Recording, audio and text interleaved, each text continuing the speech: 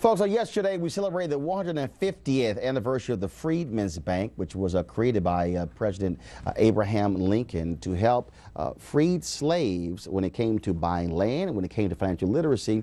It only survived just a few months, but it was historic in terms of what it was able to do. And so yesterday, there was an event in the National Archives. John Hope Bryant, Operation Hope, put this event on. And of course, Bernice King and Ambassador Andrew Young were there as well. So here's a piece of what we discussed yesterday at the National Archives in Freedmen's Bank.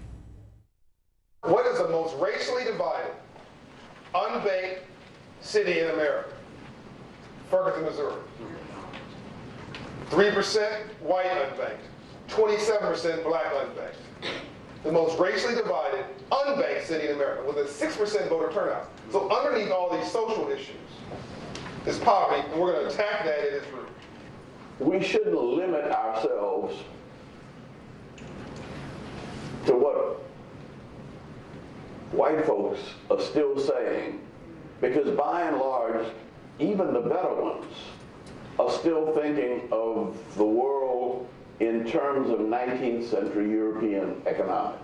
As Ambassador Young said, we need to wrap ourselves around all of the new vision regarding the civil rights that Dr. King actually spoke about. Even as he finished his life in Memphis, speaking about the economic opportunities of sanitation workers.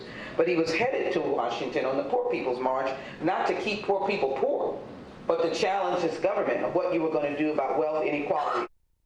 So we're talking about wealth inequality. We're talking about, of course, being able to save and invest, create businesses. But if you got bad credit, that's going to be a little difficult to do. And so we want to deal with that issue right now with credit realtor and credit expert, Lori Woodruff, who joins us right now. Lori, welcome to the show. Also joining us, Monique Presley with Presley LLC. And, of course, Jason Johnson still here and Jamila Lemieux as well.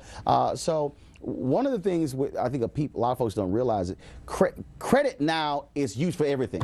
Absolutely. Your rental car, your phone, your light bill. Right. It's not just a house and car. Nope, it's not. It's not. So yeah, it is. It's everything. You can't even breathe without someone finding out what is your social security number, and let's get some things moving forward from that. So absolutely. What's the biggest mistake folks make when it comes to their credit? Is it not knowing what's on the report? Yeah, I think that is just the not knowing. And I've worked in real estate since 2001. So a lot of times when we're buying houses and going through the motion of trying to just be better, it's got to be, we don't know. We just don't know. They don't want to know. So it's just a matter of we got to be better with that awareness so that we can do better. How often should we be checking our credit reports? I would say at least once a year. Once a year. And even with that, you have to just be very careful and not overdo it. But just understand when people are looking for jobs, they can't have it if your credit is not up to par. And even just, as you said, renting a car, it's an issue. And there's multiple credit agencies. There's Experian.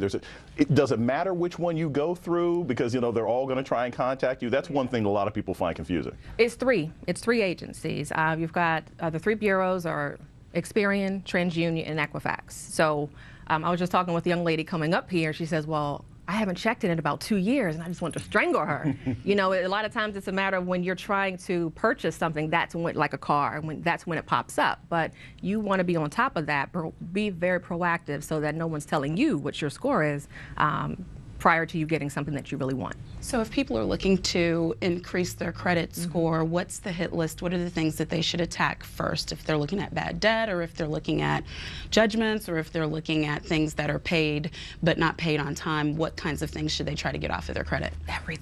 Everything. I say just start with the small and work your way up, because I don't know about you, but I was not taught credit education in school. And with that being the case, if our parents didn't demonstrate that ability to do well, we didn't do it. So we're going to pick up the habits of our parents and just do exactly what they did. So once you get out of school and college and they're throwing credit card applications in your face, and all, that's when the debt begins, actually. So if you're going off to school and all of a sudden now, hey, I've got $20,000 in debt and I have no job.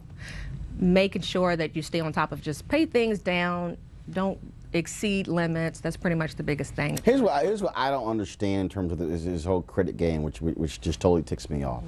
If you pay stuff off, right, it hurts you. Okay, I got money.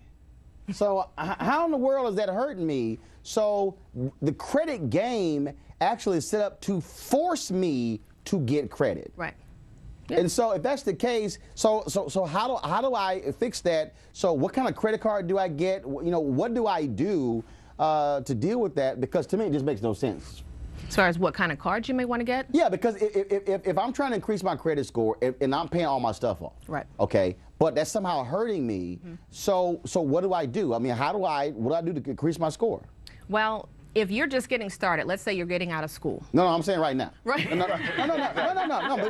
Because what I'm saying is because the system, as I understand it, penalizes you Right. when you pay your stuff off. So if it penalizes me for paying my credit card bill off, what am I supposed to be paying? Am I supposed to be paying the interest? What am I supposed to do? I would say don't close them. Just don't close any accounts that you have because that's going to keep your score up. You know, you want to keep your cards open. I know you have 20 credit cards. No, I don't. I have no credit cards.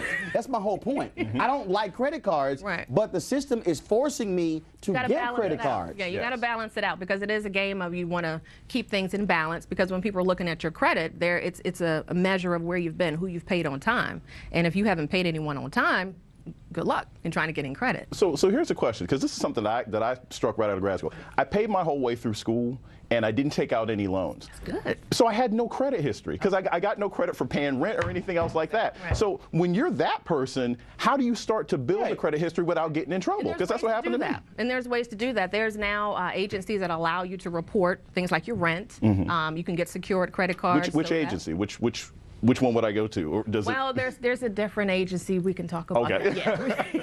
There's different companies that we can work with in order to. No, to like help that what? What happen. is it? She doesn't want to do any endorsements today. Yeah. No, stop. No. This is not endorsements. But literally, somebody's watching. They're going, okay. Right. I mean, what is it? Who do I go to? Who can I go take a look at? Right. I work with a company, and the services are there to really help credit, build your credit. So if that is something that you needed to get help with, because I work a lot with clients who are trying to buy homes, who are trying to start businesses, and they just can't do it. So there's things there to help build the credit up. So get a secured credit card, report the rent, and it might be times where you can report utilities, usages as well, because that'll help build the credit up so that everybody sees you now.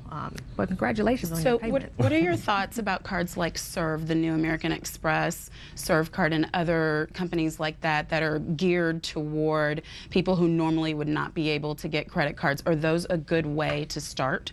Secured cards are probably the best way to get started because it's your money. It's your money that you're using to establish, let's say it's a $1,000 limit, $500 limit. That way you can start boost your scores and activity from that point. All right, then how can folks reach you for more information? LoriWoodruff.com is probably the best way. Anything for real estate or credit, LoriWoodruff.com, so we can talk about anything about real estate, credit, boosting, and talking about the credit makeover. All right, thanks so much. I really appreciate it. Thank you. Also, Jamila, Jason, Monique, thanks very much.